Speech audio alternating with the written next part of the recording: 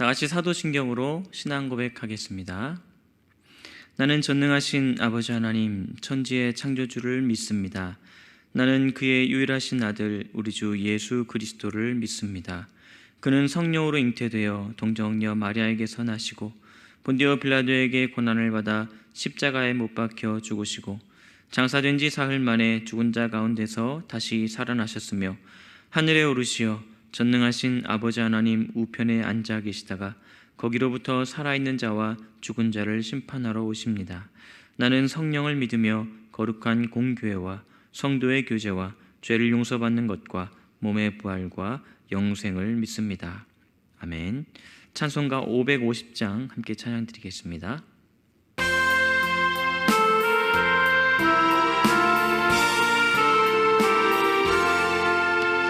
시온의 영광이 빛나는 아침, 어둡더니 땅이 밝아오네.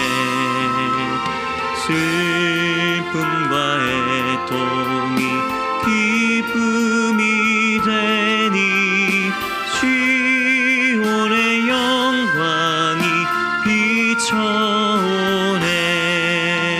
시온의 영광이 빛나는 아침, 매였던 종들이 돌아오네. 오래전 선지자 꿈꾸던 복을 만민이 다 같이 누리겠네. 오아라 광야에 화초가 피고 말랐던 시냇물 흘러오네. 이 산과 저 산이 마주쳐 울려 주 예수 은총을 찬송하네. 땅들아 바다야 많은 섬들아 찬양을 주님께 드리어라.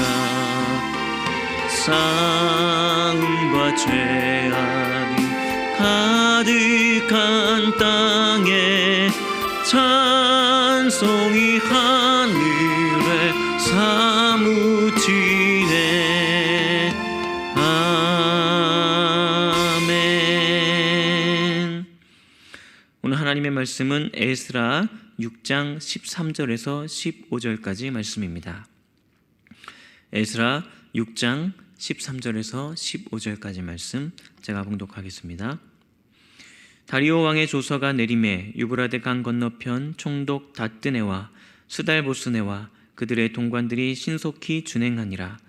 유다 사람의 장로들이 선지자 학개와 이도의 손자 스가라의 권면을 따랐으므로 성전 건축하는 일이 형통한지라. 이스라엘 하나님의 명령과 바사왕 고레스와 다리오와 아닥사스다의 조서를 따라 성전을 건축하며 일을 끝내되 다리오 왕 제6년 아달월 3일에 성전 일을 끝내니라. 아멘. 바벨론의 포로로 잡혀갔던 이스라엘 자손들이 바사왕 고레스의 칙령으로 예루살렘에 귀환 후 하나님께 대한 제사를 회복하고 7개월의 준비 기간을 거쳐 드디어 성전 재건 기초 공사를 시작하였습니다. 그런데 순조롭게 진행되던 이 성전 재건이 중단되는 사건이 발생하게 됩니다. 그 이유는 유다와 베냐민의 대적이었던 사마리아인들의 방해 때문이었습니다. 사마리아인들은 예루살렘 성전 재건에 자신들도 하나님을 섬기겠다고 하면서 동참하게 해달라고 요청합니다. 이에 이스라엘 지도자들은 사마리아인들의 제안에 우리 하나님의 전을 건축하는데 너희는 우리와 상관이 없다. 바사왕 고레스가 우리에게 명령하신 대로 우리가 이스라엘 하나님 여호와를 위하여 홀로 건축하겠다라고 단호하게 거절합니다. 당시의 사마리아인들은 순수한 이스라엘 자손들이 아니었습니다.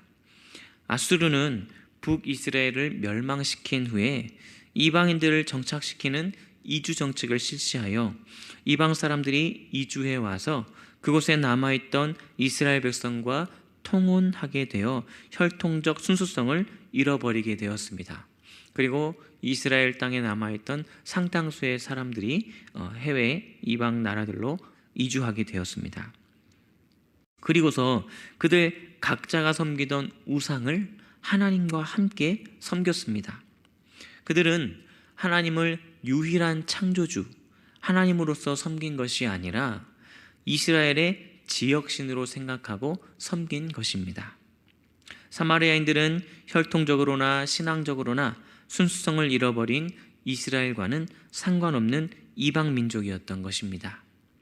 이스라엘 지도자들은 하나님만을 섬기며 선민의 혈통의 순수성을 보존하며 유지하기 위해서는 그들의 제안을 단호하게 거절해야 하였습니다. 신앙적으로 볼 때 사마리아인들은 이스라엘 사람들과는 본질적으로 다르다라는 사실을 알고 있었던 것입니다. 또한 사마리아인들이 동참하고자 했던 진짜 이유는 이 팔레스틴 지역에 자신들의 기득권을 주장하기 위한 것이었습니다. 이스라엘 자손들이 귀환하여 예루살렘 성전을 재건하고 나라를 회복하면 그동안 주도권을 행사하였던 그들의 기득권을 빼앗길 것 같아서 예루살렘 성전 재건에 동참하며 이스라엘 신앙을 희석시키고 민족적으로 혼합하여 자신들의 주도권과 기득권을 계속해서 유지하려고 하였던 것이었습니다. 사마리아인들은 자신들의 계획이 수포로 돌아가자 이스라엘 자손의 대적이 되었습니다. 그들은 이스라엘 자손을 낙심케 하는 방법으로 성전 재건을 방해하고 맙니다. 4장 4절 말씀인데요. 이로부터 그 땅 백성이 유다 백성의 손을 약하게 하여 그 건축을 방해하되. 유다 백성의 손을 약하게 하여. 이것은 성전 건축의 의지를 떨어뜨리고 하나님의 백성답게 살려는 의욕을 꺾는 것이었습니다. 길을 꺾는 거죠. 정치적 술수를 써서 페르시아 관리들에게 뇌물을 주며 매수하여 이스라엘 자손들에게 압력을 지속적으로 가해서 집요하게 의욕을 떨어뜨렸습니다. 낙심한 이스라엘 자손은 성전 재건이 고레스 왕 때부터 다리오 왕 2년까지 16년간 중단한 채 세월을 보내게 됩니다. 하나님의 일이 하나님의 방법으로 놀랍게 시작되었지만 이처럼 그의 일을 방해하는 세력이 있습니다. 하나님께서 이러한 방해를 허락하심은 자기 백성을 고생하게 하려 하심이 아니라 도리어 이런 일을 통하여 더욱 견고하게 세우려 하심입니다. 하나님의 목적은 성전 재건, 건축물을 만드는 것만이 아니라 성전 재건을 통해서 자기 백성을 참 하나님의 백성으로 만들어 가시는 것을 원하시기 때문입니다. 그 하나님의 일이 때로는 악한 자들에 의해 멈춰진 것처럼 보이지만 하나님의 때가 이르면 다시 회복되고 결국에는 하나님의 뜻과 계획대로 이루어지게 됩니다.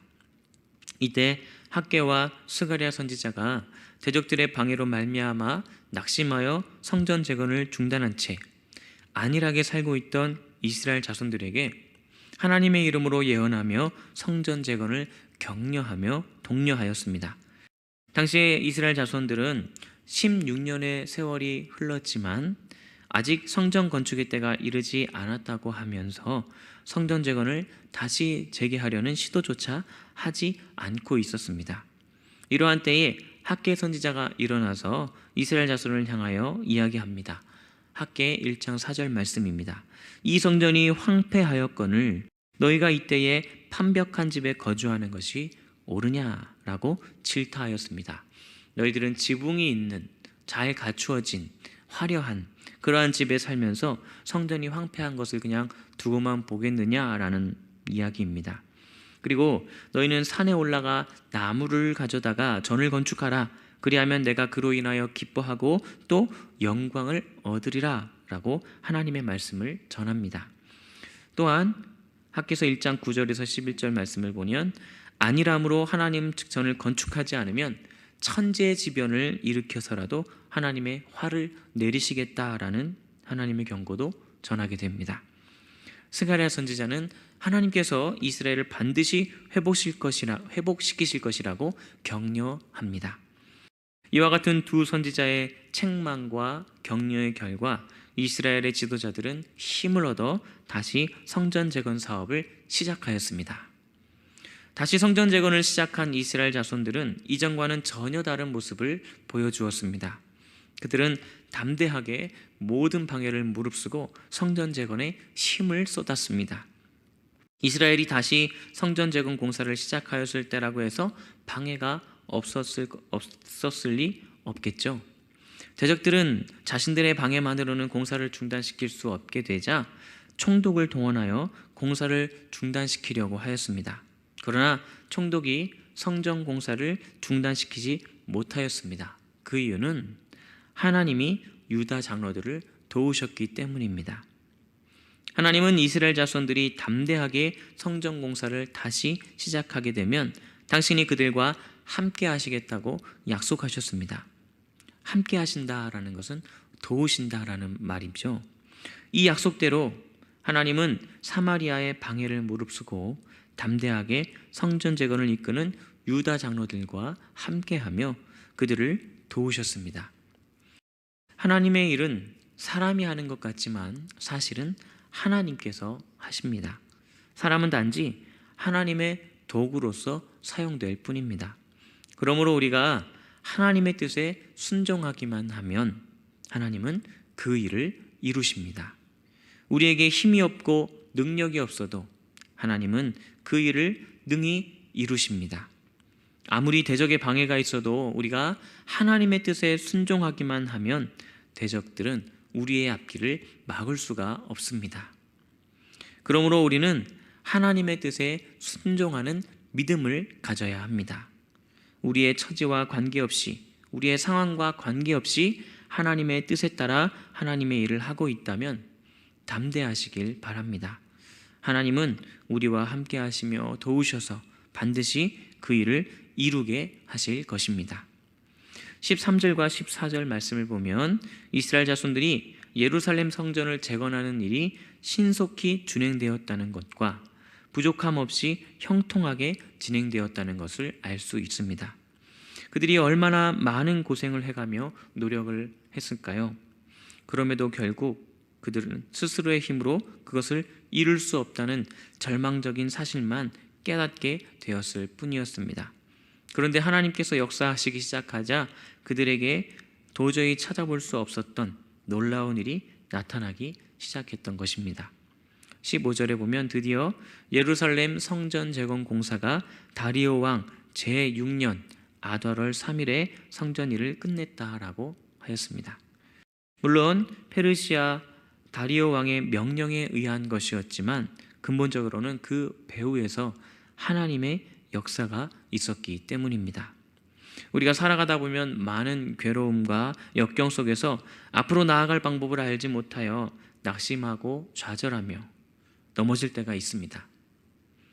노력하고 발버둥 칠수록 더 깊이 빠져드는 절망의 늪 속에서 고통스러워할 수도 있습니다. 누가 우리를 도울 수 있을까요? 하나님 한 분밖에 없습니다. 하나님이 함께 하셔야 합니다. 하나님의 도우심을 구하시기를 바랍니다. 능력의 하나님께서 우리의 모든 일을 이루시고 성취해 주시도록 인도해 주실 것입니다. 하나님께 대한 변함없는 믿음과 확신을 가지고 살아가야 되겠습니다. 말씀에 순종하며 하나님과 함께하는 복되고 거룩한 삶으로 살아갈 수 있기를 바랍니다. 삶의 모든 영역에 무엇이든지 항상 하나님의 뜻을 구하고 그의 도우심을 구하며 온전히 이루어 주시는 은총을 받아 누리는 저와 여러분이 되시기를 간절히 바랍니다. 기도하겠습니다. 하나님 아버지, 오늘도 우리와 함께하여 주시는 은혜에 감사합니다. 우리가 살아가다 보면 때로는 좌절과 절망되는 일이 생겨서 낙심되고 고통에 힘겨워합니다. 주님, 우리의 연약한 손을 붙들어 주옵소서. 주님의 지혜와 능력과 권세로 함께하여 주시고 도와주시옵소서. 그 모든 일들 가운데에 믿음 잃지 않고 담대하게 나아가며 하나님만을 바라보는 더욱 견고한 신앙으로 성장하게 하옵소서. 하나님의 뜻과 일들이 그 어떤 방해 속에서도 하나님의 때에 하나님의 일하심으로 이루어짐을 믿습니다. 하나님이 우리를 통해 일하시도록 우리 자신들이 믿음과 순종의 도구가 되어 순종을 통해 이루시는 하나님의 기적의 역사와 열매를 보게 하여 주시옵소서. 우리 노은중학교의 모든 성도들을 사랑하시는 하나님, 오늘도 주님 안에서 안전하게 지켜주시고 또 담대하심과 능력을 허락하여 주셔서 오늘도 승리의 삶을 살아갈 수 있도록 이끌어 주시옵소서. 미얀마 양곤 한인중학교를 위하여 기도합니다. 수고하시는 김은경, 범한균 선교사님, 이선희 양은순 선교사님에게 함께 하셔서 능력의 손으로 붙잡아 주시고 간구할 때마다 주님을 의지할 때마다 응답하시는 하나님의 역사로 말미암아 이 어려운 때에 그곳에 선한 영향력을 끼칠 수 있도록 도와주시고 하나님 그들을 불쌍히 여기시고 함께하사 미얀마 지역에 있는 사람들 가운데에 속히 평화가 임할 수 있도록 속히 그들이 예전의 회복을 꿈꾸며 다시금 회복할 수 있도록 은혜 베풀어 주시옵소서. 이 땅 가운데 코로나19가 속히 종식되어지기를 원합니다. 저희들 가운데서도 회복되는 역사, 예배가 회복되게 해주시고 가정이 회복되게 해주시고 일터와 직장이 회복되게 해주시고 경제가 회복되게 하여 주사 하나님을 향해 부르짖는 그 기도의 소리를 들으시는 주의 응답하심을 주님의 역사와 축복을 바라보며 기쁨으로 살아가는 저희 모두가 될 수 있도록 인도하여 주시옵소서. 오늘도 주님 앞에 나와 기도로서 주 앞에 간구하는 모든 심령들의 기도를 들으시고 응답하여 주사 하나님의 능력을 나타내 주시고 하나님과 함께하게 하여 주시옵소서. 감사드리며 예수님의 이름으로 기도드립니다. 아멘.